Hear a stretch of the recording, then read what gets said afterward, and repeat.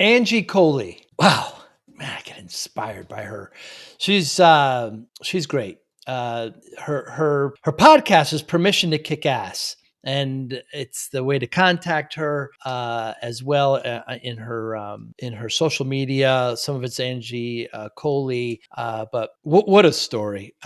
Just a lot of fight, just a lot of lows in business, working out of her car, completely pivoting, getting laid off, deciding, she's handing out flyers at 5 a.m., in Los Angeles to get work after being laid off, making the pivot to copywriting and to writing, and just an incredible, inspiring story. I open up with a term that I'm going to say she coined. I never heard of it, but just people-y, believes that, people should be in front, not profits and process of businesses.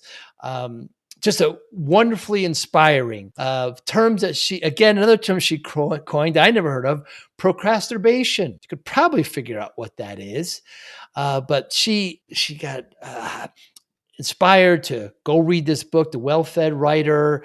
She spent her own money on it. It turned her around. I can do this. She got a job where she was working 10, 12 hours, commuting 4 hours a day, asked for a simple thing, wasn't giving it to her. She had to leave that and was able to pivot in another direction. Just really inspiring, really, really great lessons to be to be learned by her story.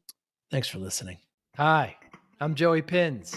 People ask me, how did I lose 130 pounds? The quick answer is always discipline. I started my business, wasn't paying attention to my health, was eating too much, drinking too much sweets. My daughter was born. Next thing I know, I'm pre-diabetic, I have hypertension. I knew something had to change. Discipline. I, like many of you, have faced many challenges in your career, in your family, in your life, in your faith. How did you attack them? How did you approach them? How did you solve them, hopefully? It all had to have some degree of discipline. I'm also asked, how did you found and start a tech business that lasted over 25 years? Discipline. I was committed to it, enjoyed technology, didn't enjoy some aspects of it, but knew it was necessary. Discipline.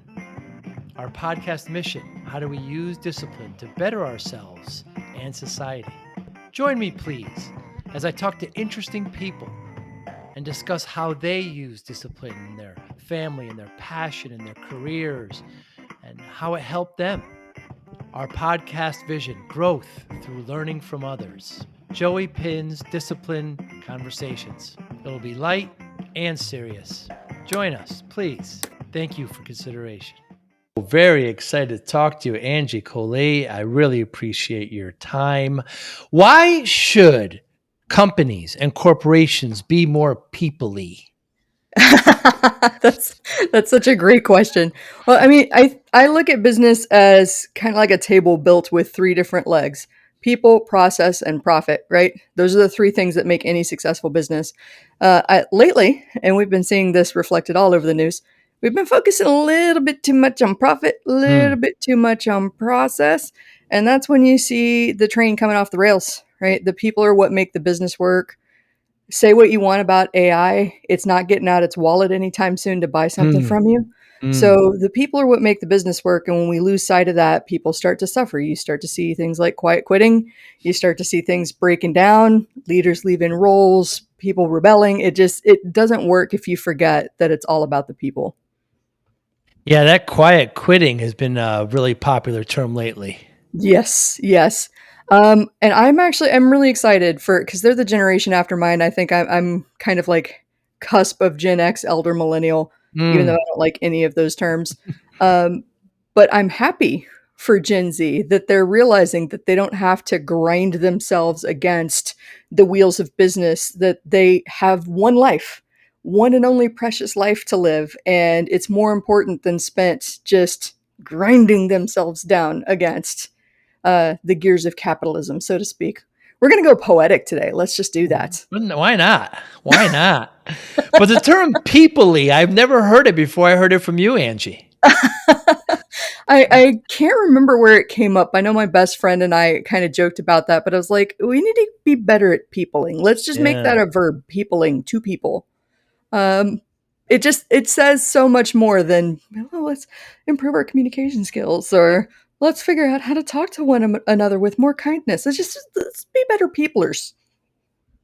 Yeah, it certainly seems like a no-brainer. It's the people that's really going to bring everything. You can automate so much, but then it's the people, it's relationships that's going to make the business succeed, no matter what the area is.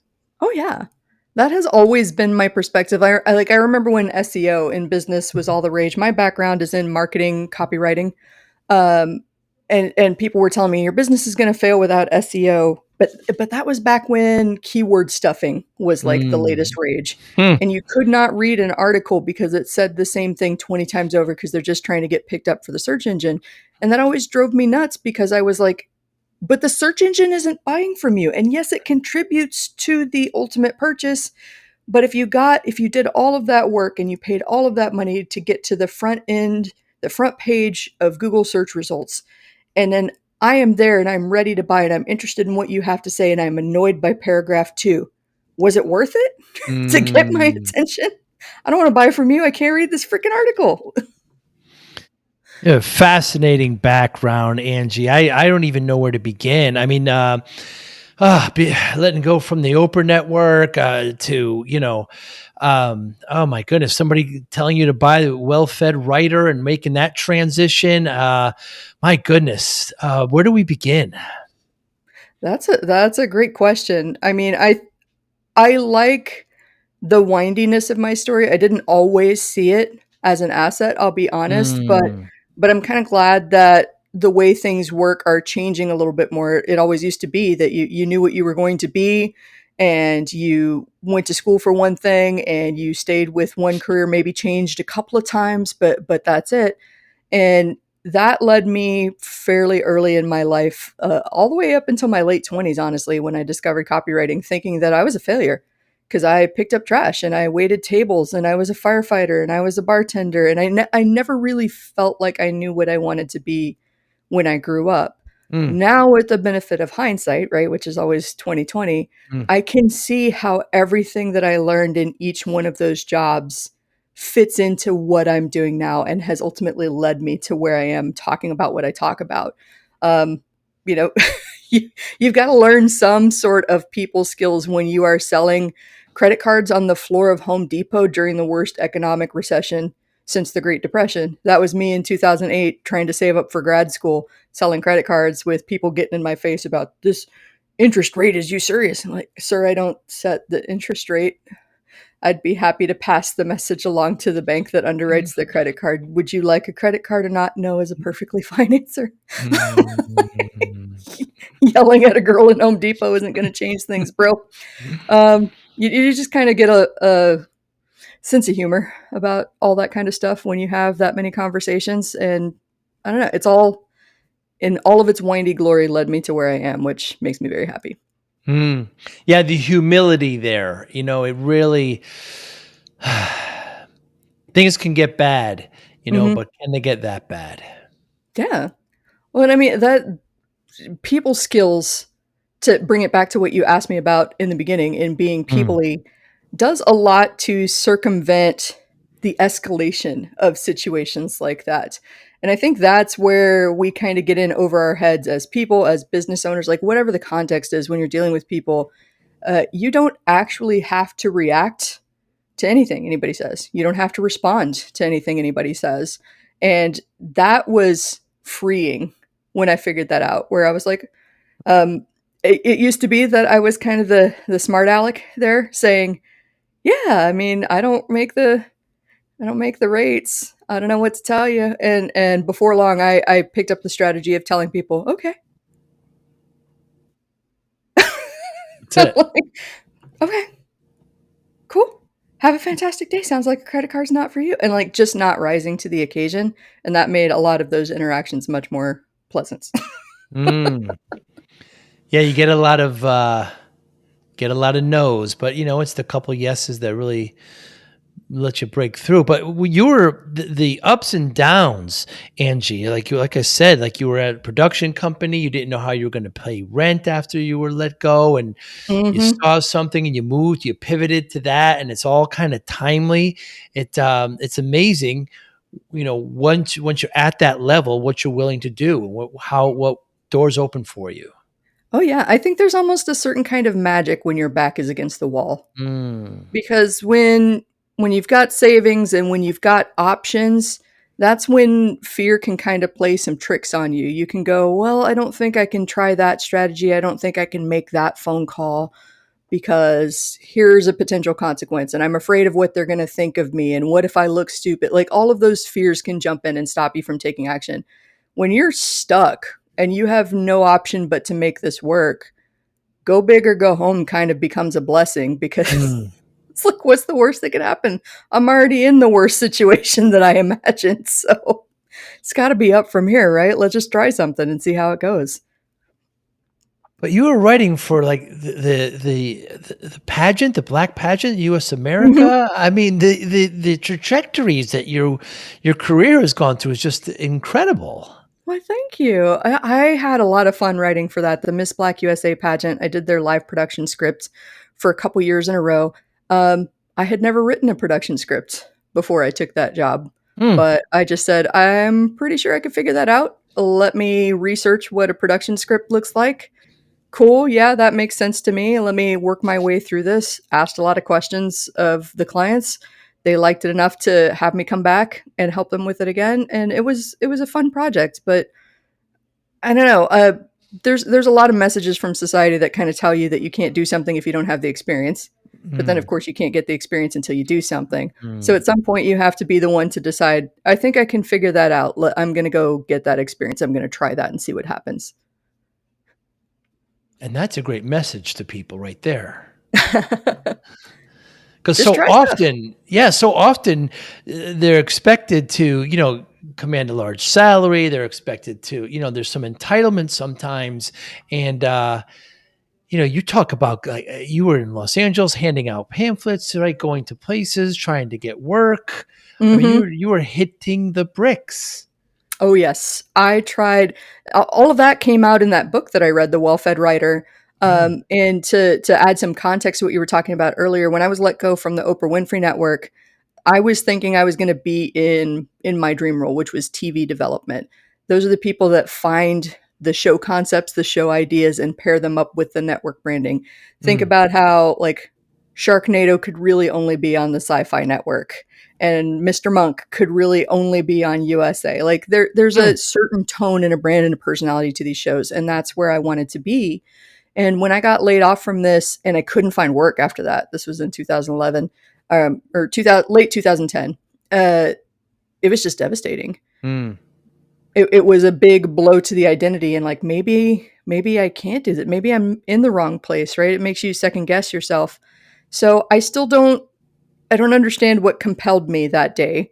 It was a random conversation that I'd had in one of my screenwriting classes where somebody said, I just interviewed a guy who wrote a book and you might like it, The Well-Fed Writer. So 2 years later, out of the blue, in a fit of desperation, I remember this book and I go get it with 20 bucks I couldn't have because this is before Amazon. Mm.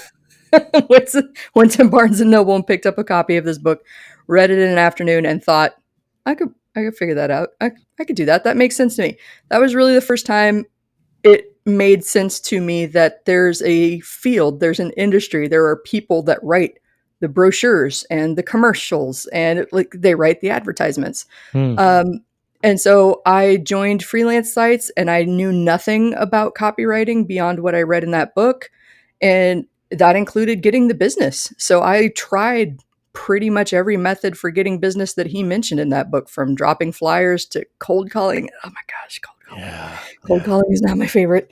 Uh, understand it works. Don't come for me if you love it and you make your living cold calling, but it's not for me, and I will never do it again. Very tough Uh, work. yes. Well, and I mean that's how I discovered I business conferences are my favorite way to get business Mm. because, as you can tell from our conversation here, I'm pretty good at being peoply. Yeah. And so people like talking to me. I like talking to people, and that's where they start to tell me Yeah, this is what's going on with my business. This is what's been happening lately. Has that ever happened to you? Oh yeah, I was talking to somebody just last week and here's what we did for that. Hey Angie, do you help people with that? Is that a regular service offering? Yeah, actually it is. Do you want to set Mm, up a call after the conference is over? And bam, I've walked away with a new friend and a new potential business lead.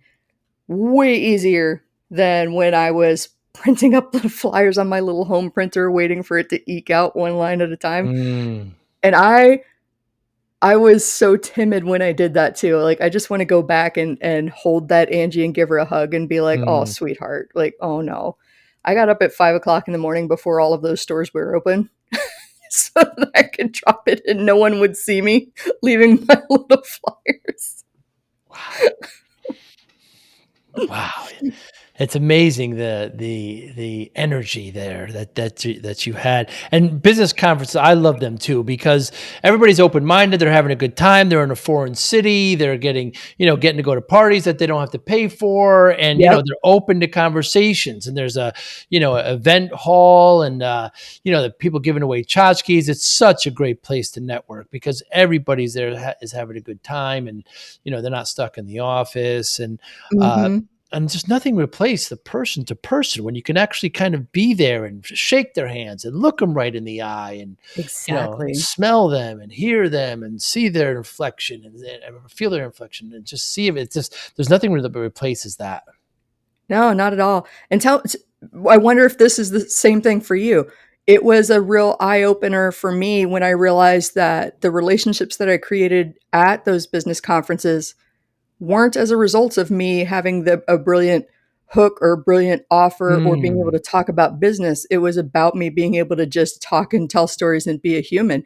I mean, some of the best working relationships that I've got with people to this day from my very first business conferences back in 2012, 2013 are I told a story about getting into a mosh pit fight mm, and somebody went like, "Who are you? Tell me more. This is not I had no idea that you were," and I was like, "Oh, yeah, you probably don't know that I have a whole bunch of really large, colorful tattoos either." mm, And we would start telling stories and sharing our passions, like our personal interests and things, and building genuine human connections that just naturally led into working relationships. And sometimes it worked out right away, like right after the conference, they would call me and they'd say, "Hey, I've got a potential project. Let's talk."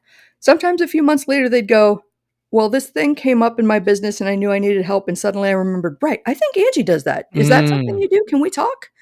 So it was, they remembered me because they remembered me, mm. not because they remembered that I had the perfect service name or the perfect brand name or anything like that. They remembered me, the person. That's right. Didn't have the best business card, didn't have whatever, it was a story. And people want to work with people they like and they can relate Yes. to. I can't emphasize that enough. People Right. like working with people they like, Yeah. period. Yeah. Yeah, they like buying from people they like. They like, working with people they like. It's that simple. Also this you were in San Francisco and you're working 10, 12-hour days. You were driving, I think 4 hours, right? 2 and 2 back and forth. Meetings, I think you said from like 2 to 6 hours, and then you still had to do your work. I mean, just and Brutal. then brutal. And then when you asked for something, they didn't give it to you. Yeah. Yeah. I did that for little over 4 years. It Wow. was a super, super toxic work environment. So that one, I got laid off from the Oprah Winfrey Network in LA, had to leave LA, moved in with my best friends and their partner and baby. So picture 3 adults, 3 cats, and a newborn in a 1 bedroom, 1 bathroom apartment in Mountain View, California. It was tight, to say the least. And eventually they could not stand, I mean, you can't, that's not sustainable long term. So they needed to move, but I hadn't gotten my business off the ground and I needed to pivot while they moved. And so that led to me living out of my car for a little while I figured things out. But I think I turned in something like 300, 400 applications over the span of 2 to 3 months. Anything marketing or copy related, I tried my hand for. And I did kind of that same process of like, let's try this and see what happens. Let's see Mm, how I can connect all of these past experiences to what I want to do. And that's really how I think about it. Like if nothing I've done looks like it connects to what I'm trying to do. I will build that map and show people how it connects. And Mm. maybe I just think about these things differently, but I retold my resume and said, yeah, like I wrote menus when I was waiting tables, and I wrote letters for executives when I was in Hollywood. And like, here's all of this writing experience. And I got hired as a junior copywriter and eventually leveraged that up into being a full-time copywriter, leveraged that up into being a senior copywriter, which is the situation that you're referencing. And man, yeah, I did like 4 years of that where executives would say in meetings, this company was better before we hired copywriters. And I was Mm. the first and only copywriter in the entire company history present in that meeting to witness that, and going, well, there's no doubt about who we're talking about here. It's a really awesome feeling. I'm super motivated to go to Mm. work today. Um, and eventually I got to a point where I was like, I can't do this anymore. This is going to break me. I'm giving everything I have to the company. I was super ambitious, super impertinent, would ask for meetings with the president, give him ideas on how we could improve the company around here. I've talked to all these people. I've got so many ideas, you know? Um, and I did a whole bunch of research and said, I could stay if I could get a little bit more time to work on my own projects.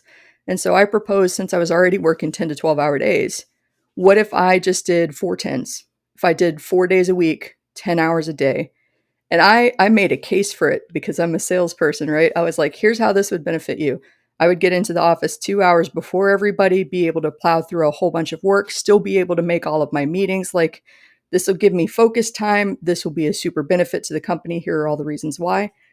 By the way, this is already a company policy because I'm on the West Coast headquarters, but we got an East Coast headquarters that talks about flexible work and all of this stuff.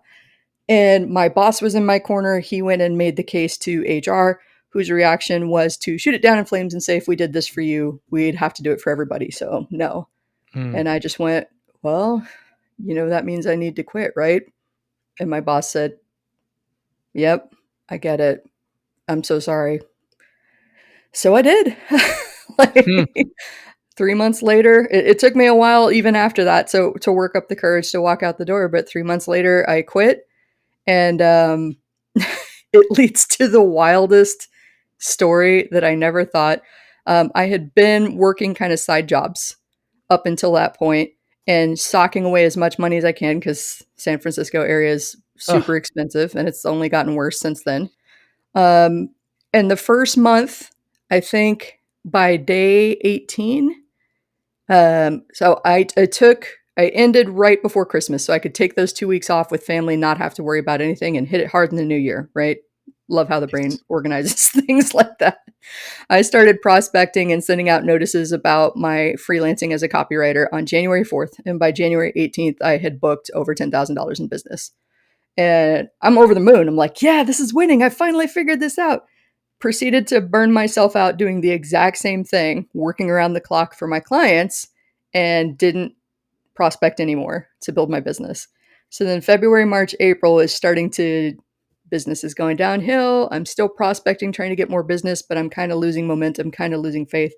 By the time April rolls around, I'm getting real scared Mm. and wondering if this is meant for me, or if I'm just doomed to fail at this freelance thing because I don't know anything about it. And so that's right about the time when the old job called me in and said, hey, one of the copywriters is going on vacation. Would you want to come in for a week, like into the office and do a contract job? And I went, yes, me and my mortgage. Thank you. I will do Mm. that. But of Mm. course I wanted to play it cool. Like, oh, yeah, I'm loving the freelance life. My clients are great. I got plenty of time for naps, like all of the posturing that often feels necessary. So 4 days go by. I'm loving reconnecting with my creative team. I loved my creative team, but it was everybody outside the creative team that were toxic.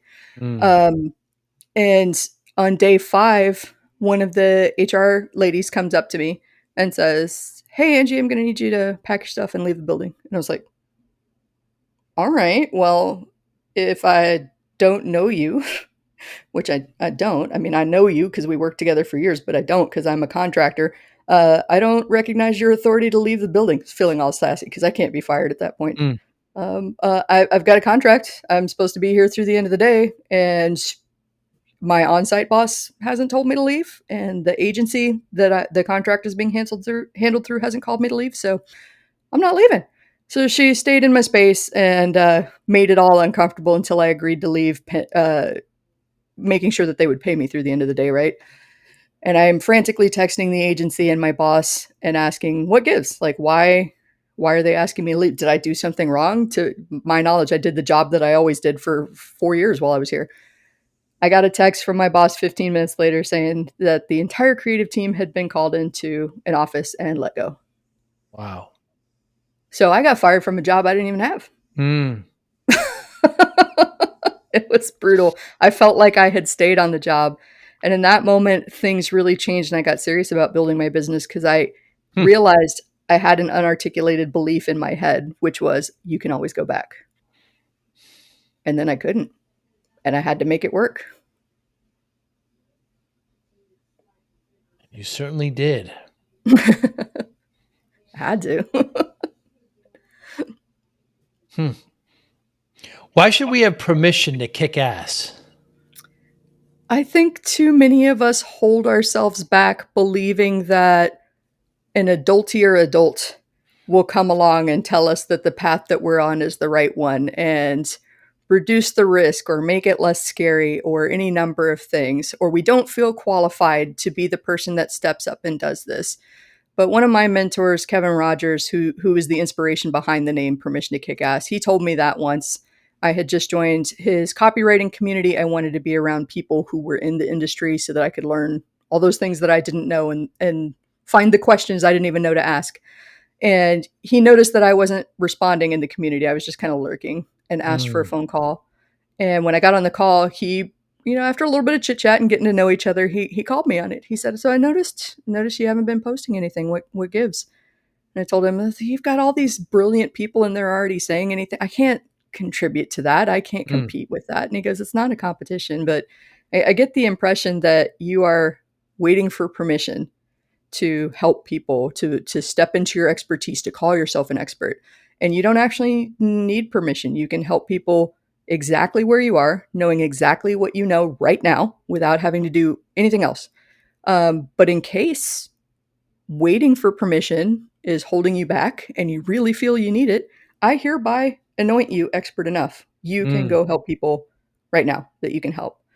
And that just unlocked something in me where I realized there are so many of us that hold ourselves back because we've been told that there's a way, there's a path. If you don't follow these particular steps to success, if you don't have this one particular marketing system or this one particular software, you are doomed to fail. And that's not true Mm. because there are 8 billion people on the planet and we're all doing things our way. And some of them are similar, some of them are exactly the same, some of them are completely different. And we're all finding our own version of success. Mm. So you get to be who you are and find your success your own way because everything that exists in this society, including the rules, is made up. We made it up as humans. Make up a new rule. You have permission. Mm. It's kind of granting liberty and freedom. Mhm. Absolutely.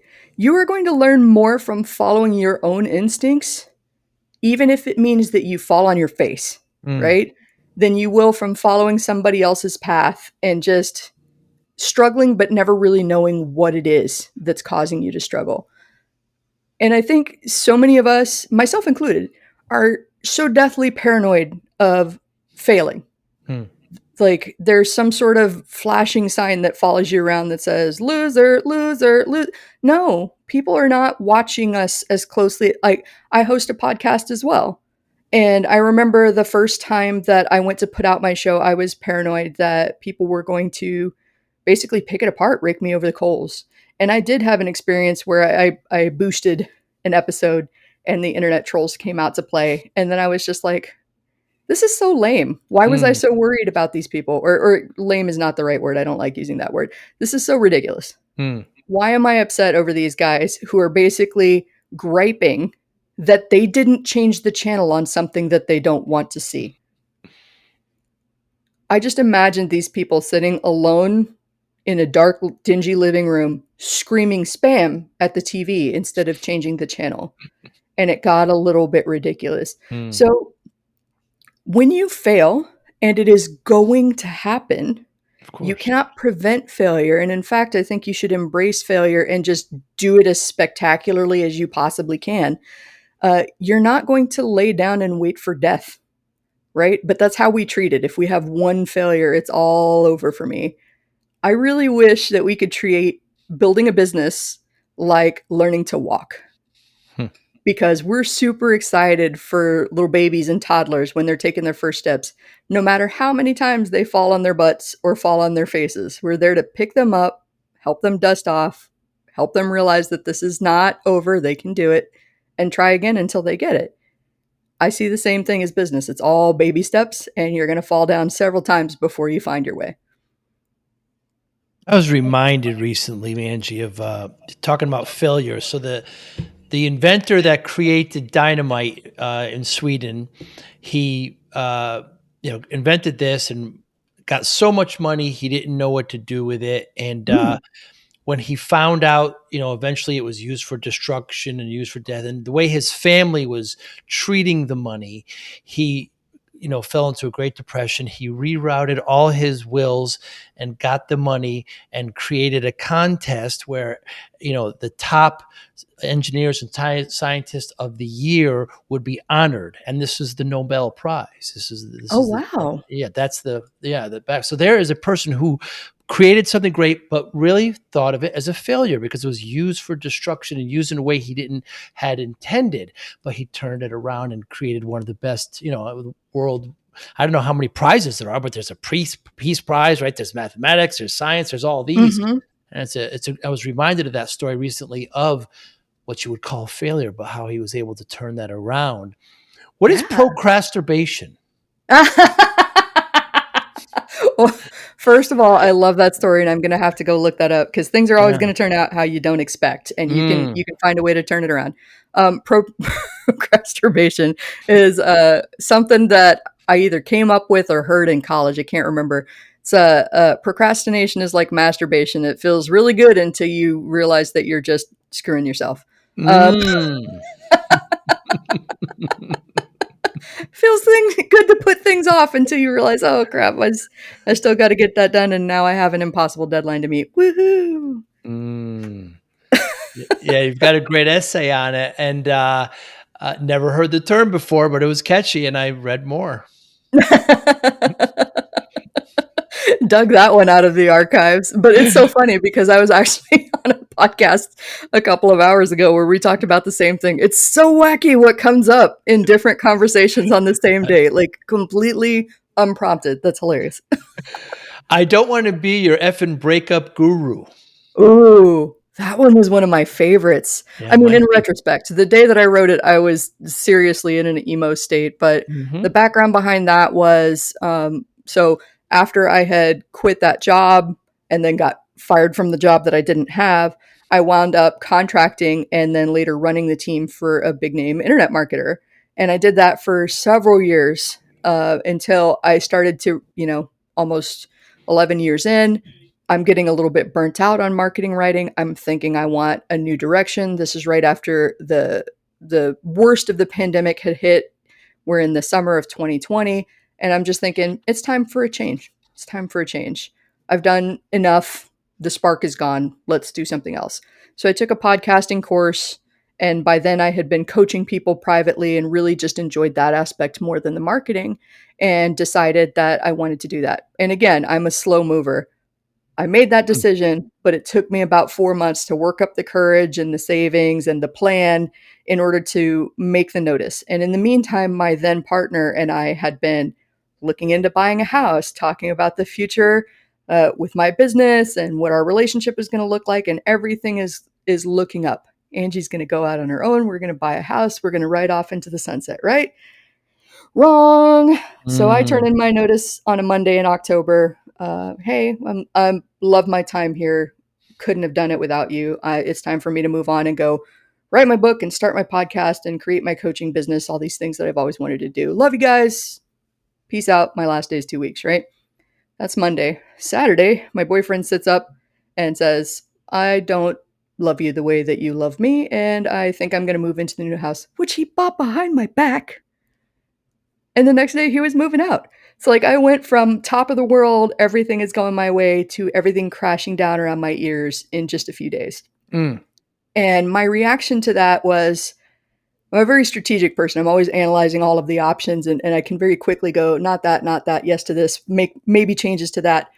And in the space of probably like an hour, I went, could move in with mom, could move in with dad. Nope, don't want to do that. Could rent a house here. Nope, don't want to do that. Could take over the lease. Don't want to do that in this house that we've built all these memories in. Could buy a house. That was right when the real estate market was heating up in 2020. I was like, no, I don't want to go through that again. Well, what do I want to do if all of my options suck? I know. I think I will just get rid of everything I own, pack up my cat and my computer, and drive across the United States trying to figure out what feels like home. And so I became a digital nomad. That was my reaction to a bad breakup. And of course, I'm traveling in a time, this is before the vaccines were widely available. I'm traveling in a time where people are anxious about traveling. So a lot of people were telling me that they were living vicariously through me. But me, I told the breakup story not to get you to feel sorry for me, but to give you the context that Mm. I didn't feel like talking about my travels. I'm doing a lot of healing, a lot of inner work on these travels, right? So all I'm doing is sharing like superficial food posts and random landmarks that I've seen and things like that. And so over time, that entry came up about 8 months into my journey. I was in Savannah, and people, it was just like one too many people reached out to me and said, will you just write about your travels? I'm living vicariously through you. I'm so curious. I want to know what you're up to. Hmm. And I'm sitting on this beautiful antebellum front porch with the columns and the two stories, the fan. And I got fed up. And in my mind, when people were telling me to write about my travels, they were telling me to write about my grief, to write about the Mm. healing journey. And I just didn't want to. And I know now that they really just wanted like the travel stories and things like that, but I couldn't separate those things in my mind at the time. The travel was the grief was the travel. That it was all intertwined. And so I wrote this it's like a manifesto ranting about I don't want to be your effing breakup guru. I don't know what I'm doing. I'm not here to tell you that travel is going to fix all of your problems. Um, I'm doing just barely enough to hold it together some days. And when I wrote it, I didn't anticipate the reaction that I got. I got a lot of people writing in, and I could tell that they read all the way to the end because toward the bottom I had this had this one line about, and on extra sad days, sometimes I order 2 desserts because F you, that's why. Mm. And so many people wrote into me and they were like, hell yeah, 2 desserts because F you. That great. That's my legacy. 2 desserts, F you. Here's how we're doing it. But writing that just kind of unleashed something for me. And I would say that I still didn't become like the Instagram digital nomad as we know them. I wasn't super open about everything that I was doing, but I did start collecting the stories, which I will eventually turn into some sort of book about my travels. But if you've been thinking about being a digital nomad and you're resistant because you feel like you have to live life in the public eye, you don't. I haven't. Mm. And this is where you came up with problem solving in pajamas. Yes. Yes, because there were a lot of days where the work still had to get done, but I just didn't feel like it. Mm. The I became one with the couch, as I liked to call it. And that really, the choosing to travel made a lot of learning possible for me, I would say. Because before, every iteration of me trying to start my business, what I was really doing was recreating a job for myself. I was literally being self employed. And so I would be on the computer from 9 to 5, 9 to 6, working long hours, taking all kinds of client calls. And at some point in New Orleans, my first stop on this road trip is like 2 weeks in, 2 weeks of me sitting at the computer from 9 to 5 and then just not having energy and laying on the couch and watching Netflix in somebody else's house. Where one day I realized this is kind of, what is the point of this? I Mm. could do this at my house, work all day and watch Netflix all night. Wasn't the point of this to go out and explore and see these towns? And so I started making time to do that. Right. And I think the timing just worked out the way that it needed to, because that was, COVID shutdowns. Mm. There were capacity limitations everywhere. You had to make advance appointments for some of the popular tourist destinations for weeks in advance. And so a couple months later, I was in Nashville and I wanted to go see the Grand Ole Opry because I'm a musician. You gotta. And Mm. the only time available was a random Wednesday at 10 a.m. And my first instinct was, okay, I could go do that and I could just work late tonight. Immediately followed by an instinct of, no, I'm not going to work late tonight. I'm just going to take the first half of the day off and go enjoy this and have fun. I got all the work done in the afternoon without having to work late, simply because of that little mental shift. Nope, I'm not working late. And I'm not giving up the morning either. And that was what helped me to realize that, like, if you want to have that vacation, if you want to have that long, indulgent morning routine, if you want to have more time with your family, you've got to plot that stuff in first and then Mm. build the business around it. Because the way most of us are approaching it, we're building our lives around the business and everything serves the business. And we got it back asswards.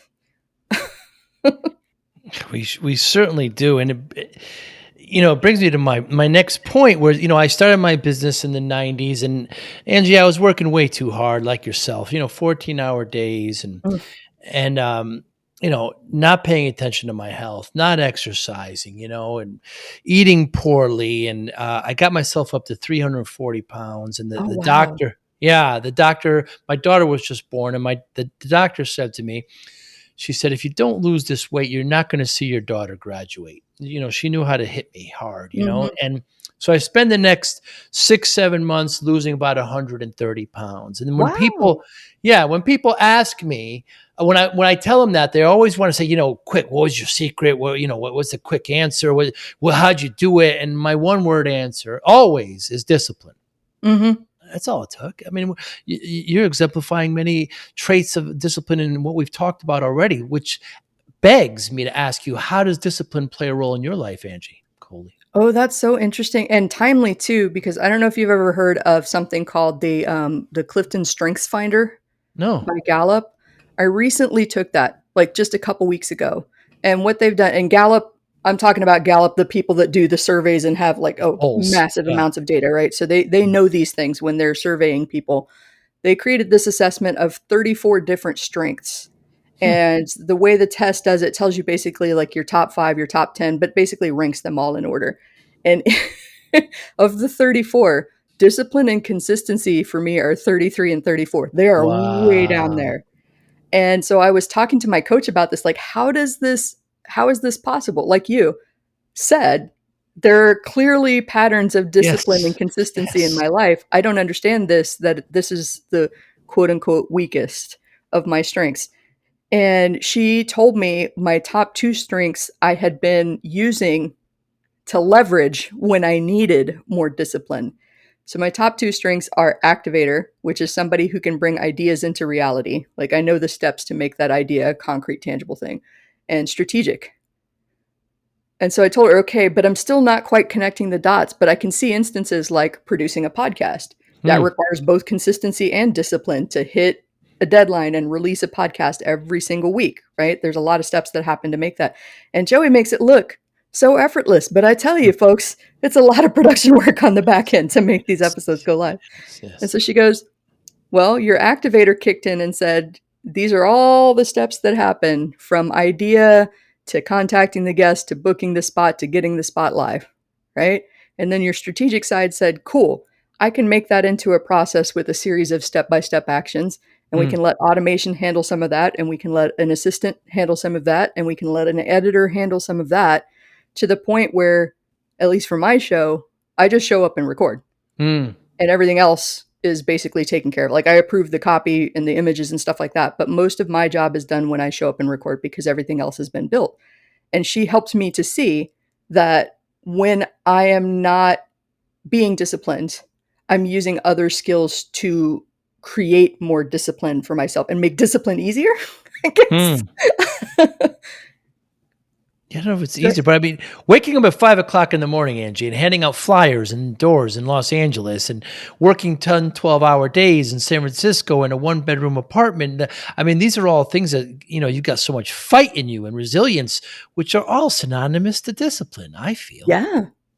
I would agree. And I mean, those to me, I do think that that is discipline and drive and ambition and a lot of good things. Mm. And so, I mean, I mainly tell that story because I know that there are a lot of folks like me who they feel some kind of way about the Mm, word discipline. It makes them feel prickly or they don't identify with being disciplined. yes. But maybe you're being disciplined in a way that you don't already recognize by being ambitious, by being driven, by being strategic, by leveraging relationships. There's a lot of different ways to be disciplined. And I love that we're having this conversation to let people see that discipline is multifaceted and maybe a little bit more open and available to you than it might feel.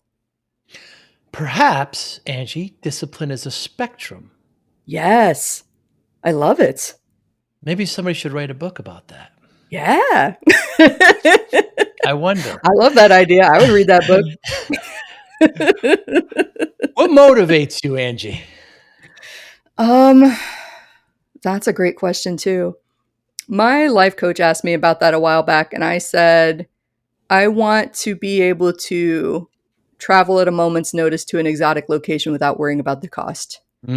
I Mm, want to be able to have an incredible experience or spoil my family or my friends, do an expensive girls' trip to nowhere for no reason because mm, um, I want to eat the best food and have unforgettable experiences because I can't take all of this with me at the end of the day. Um, and that's what helps me. I mean, talk about leveraging into discipline again.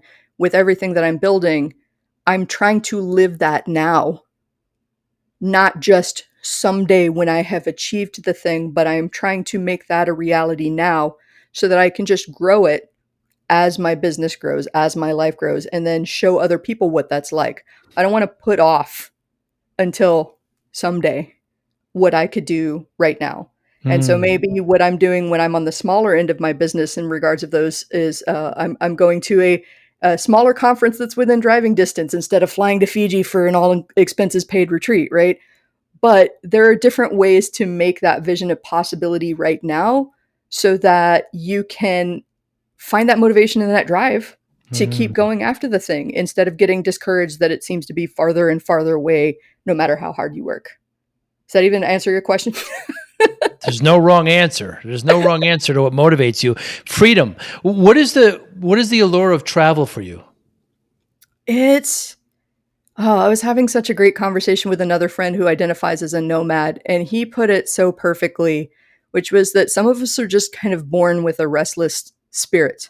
Mm, A lot of people are deeply uncomfortable with change. I'm deeply uncomfortable with routine. mm, And so I travel, and especially the way that I was traveling at the beginning with 6 to 8 weeks in every place that I was going, it was just enough time to get comfortable with the neighborhood and the traffic patterns and the people and the cool places nearby to visit when I couldn't work in the house anymore and I needed a local coffee shop, mhm, to the language patterns and the culture and absorb just enough of that to be like, I feel like I fit in here. Time to shake it up and go somewhere else. mm. Um, Wow. and travel, I mean, I've done international travel and I've done a lot of domestic travel too. It has just shown me that no matter how different we are, we're all just the same, right? We all want to connect with people. We want to feel important and part of something bigger than ourselves. We want, food, shelter, companionship, everywhere I've been, it has been the same thing. I have seen such incredible kindness and Mm, support from strangers. I remember one time in Flagstaff, sitting at a bar at a very popular local pizza joint, and I think 3 or 4 different groups of us started sharing pieces of pizza back and forth because hmm. every one of us had gotten a different pie, and all of us were going, but I wanted to try that one. Oh, you want to try that one? Here, I'm going to send a That's piece down. And beautiful. we were Beautiful. trading pizza back and forth, and we didn't get each other's names or contact information. It was just a pure human connection moments. And that stuff matters to me. And I think that stuff is possible when you get yourself out of your comfort zone. We all love being home. We Mm. all love being pantsless, watching our favorite TV shows and not having two people. But I think if you go out there and get peoply, right? Like back at the very beginning, you'll find that it's a lot more fun and eye-opening of an experience than your brain might tell you.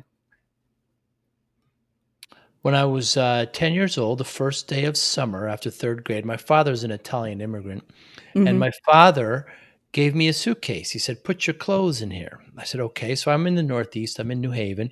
My father proceeds to bring me to the bus station, tells the bus driver to drop me off Terminal 1 at JFK, gives me a plane ticket and a bus ticket and a picture of my grandmother. "You're going to meet your grandmother in Milan." So Wow.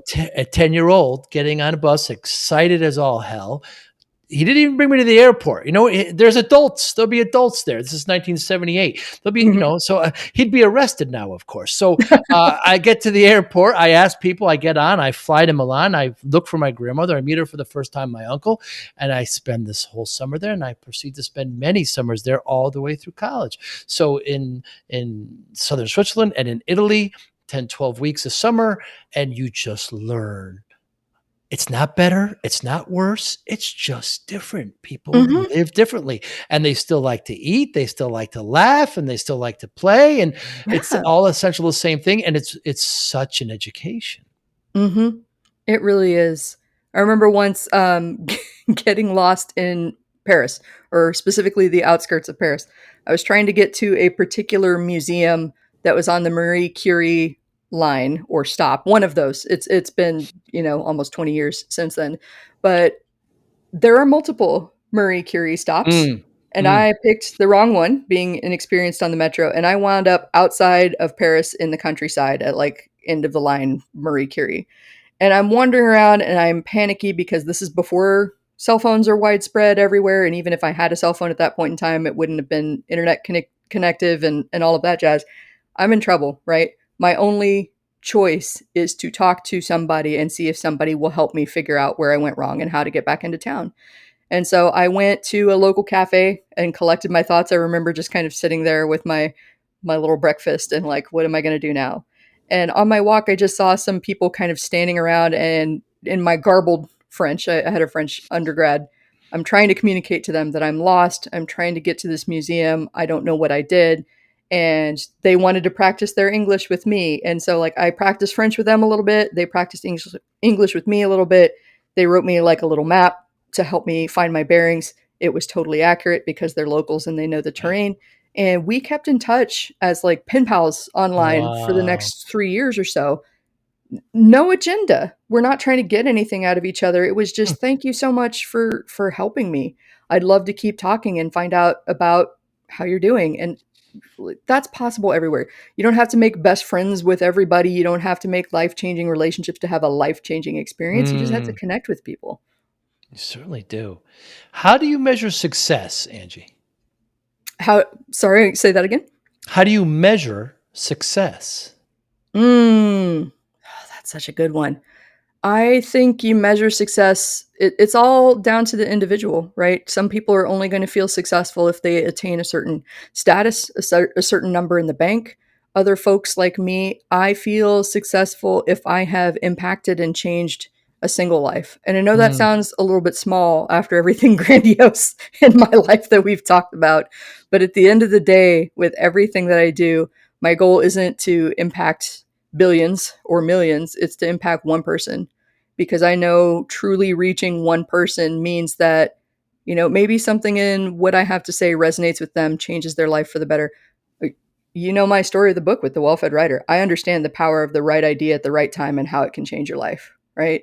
So if my words, if my work does something like that for someone and they go out and share that story with other people like I'm sharing my story with you, it just has this magnificent ripple effect, and we can't even see all of the good that we're doing in the world. But I just know that the thoughts that I'm sharing and the story and the ups and the downs and the pain that I've been through, if it's helping somebody else have a better life experience or maybe avoid some pain or shorten some pain, then that's a life well lived for me. That's success. no, that's wonderful. If we can help, having friends, colleagues, anyone, become better and being any small part of that is so rewarding. Oh yeah. That was such a big struggle growing up because I'm from the South. I don't know if my accent is coming through. I don't It's Mm. not very strong, but I do have a Southern Texas drawl. Uh, Especially being socialized woman in the South is very hard to ask for, let alone accept help. And Mm. so I'm trying to change that dynamic because I told a friend once, I get a lot of joy from helping. If I can make a connection, introduce you to somebody that can shortcut that process that would have taken you years to figure out, and you figured it out in like 2 hours with my help, I am happy. I don't expect anything for that. I just like the joy of being like, oh my God, Angie, you saved me. Thank you. Yay, pat on the Mm, back. Fantastic. So, by the same token, if you refuse my help out of pride or because you think you're being a burden to me or something like that, mm, haven't you just robbed me of joy? mm. Give me my joy. I want to help you.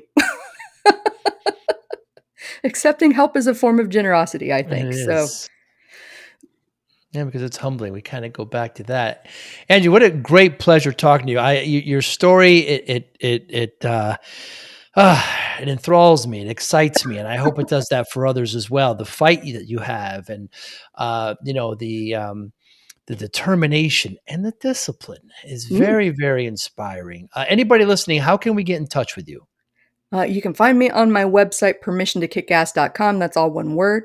I've also Yes. got a show by the same name, the Permission to Kick Ass podcast, where I talk to other business people basically about all of the ways that we have had fits and starts and fallen short and failed and got up to try again. I really like it. I call it a conversation at the bar, so that you can hear what business really sounds like. You do a great job with That's it. available on all major streaming services, and you can find me across social media as either Angie Colee or at Permission to Kick Ass. And I would love to hear from you. Send me a message. Tell me where you found me. Tell me all about your connection to Joey and discipline. I would love to hear it. Permissiontokickass.com. We'll make sure we put it in the show notes. Angie, thank you so much. I hope one day our nomadic travels meet and maybe we'll have a cup of coffee. I would love that. You be well. You too. Bye now. Thank you for listening and or viewing Joey Pinz Disciple Conversations. Please share this episode with one or two of your friends who you think may benefit from the episode. Our website, www.joeypins.com.